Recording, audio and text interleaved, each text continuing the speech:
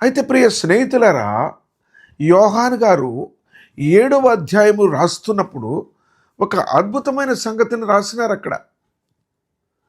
యూదుల పస్కా పండుగకు 6 నెలల ముందు మరొక పండుగ ఉన్నది.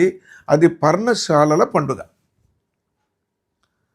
ప్రియులరా, పర్ణశాలల పండుగ సమీపించను అన్నారు 7వ అధ్యాయము 2-3 వచనాలు చూస్తే.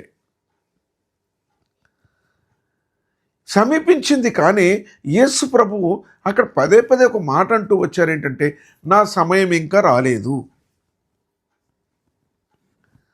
యోహాను సువార్త 7వ అధ్యాయము 10వ వచనములో బహిరంగముగా వెళ్ళక యేసు రహస్యముగా వెళ్ళెను అని రాయబడి ఉన్నది.